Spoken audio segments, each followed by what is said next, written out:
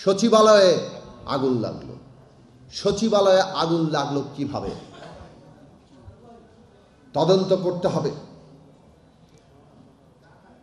রাষ্ট্রের যতটুকু সক্ষমতা আছে সবটা দিয়ে তদন্ত করতে হবে, কারণ এটা মোটেই কোনো হালকা ব্যাপার নয়।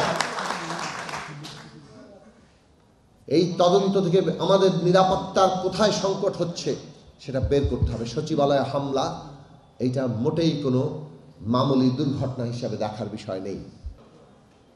একদিকে মানুষের জানমালের নিরাপত্তার হুমকি হচ্ছে, অন্যদিকে বাজারে দ্রব্যমূল্য কমছে না, বেড়েই চলেছে। 40 টাকার আলু 80 টাকায় যাচ্ছে। কেন যাচ্ছে? আমাদেরকে সরকারকে এই প্রশ্নের উত্তর দিতে হবে। সরকারকে এর বিরুদ্ধে প্রতিকারের ব্যবস্থা নিতে হবে। বহু জায়গায় নানাভাবে ডাকাতি হচ্ছে। এইসব ডাকাতির পেছনে ষড়যন্ত্র থাকতে পারে। তার জন্য আইন শৃঙ্খলা বাহিনী পুনর্গঠন করে কাজ করার কথা। আজকে 4 মাসের উপর সময় পার হয়েছে। মানুষ দেখতে চায় এই দেশের প্রতিষ্ঠানগুলো, প্রশাসন, আইন শৃঙ্খলা বাহিনী তারা কাজ করছে, তারা মানুষের জানমালের নিরাপত্তা দিচ্ছে, তারা বাজার নিয়ন্ত্রণ থেকে শুরু করে ওই কৃষক যেমন ফসলের ন্যায্য দাম পাবে, তেমনি মানুষ বাজারে গিয়ে স্বস্তিতে থাকবে, তার আয় অনুযায়ী ন্যূনতম ব্যয়ের সঙ্গতি থাকবে। তার নানান রকম ব্যবস্থা, এই ব্যবস্থা সরকারকে করতে হবে। রাষ্ট্রপত্তনের পরে 72 সালে যে সংবিধান করা হয়েছে, সেই সংবিধানে গণতন্ত্রের কথা একাতে বলা হয়েছে, নাগরিকের মর্যাদার কথা বলা হয়েছে, আরেক হাতে সেটা কেড়ে নেওয়ার সমস্ত ব্যবস্থা তৈরি করা হয়েছে।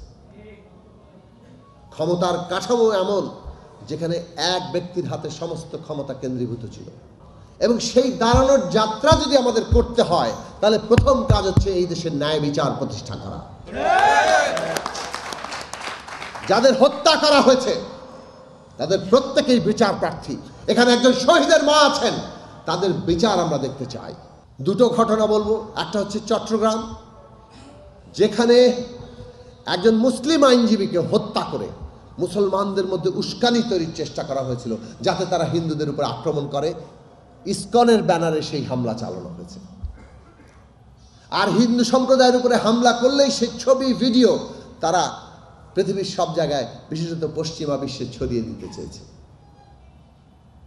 যে বাংলাদেশে এই অভ্যুত্থান এটা আসলে এই দেশে একটা ভয়ঙ্কর বাস্তবতা তৈরি করেছে।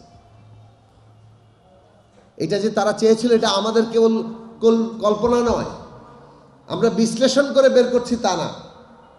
শেখ হাসিনা টেলিফোন সংলাপ করে নিজের কর্মীদের বলেছেন, ডোনাল্ড ট্রাম্পের ছবি নিয়ে মিছিল করো, ওইটার উপরে হামলা করলে ওই ছবি, ভিডিও নিয়ে ওনার লিঙ্কে পাঠিয়ে দেবেন। ঠিক যেমন চট্টগ্রামে তারা ওই ছবি, ভিডিও তুলতে চেয়েছিল এবং ওইটা পাঠিয়ে দিতে চেয়েছিল। বাংলাদেশের মানুষ ঐক্য দেখিয়েছে।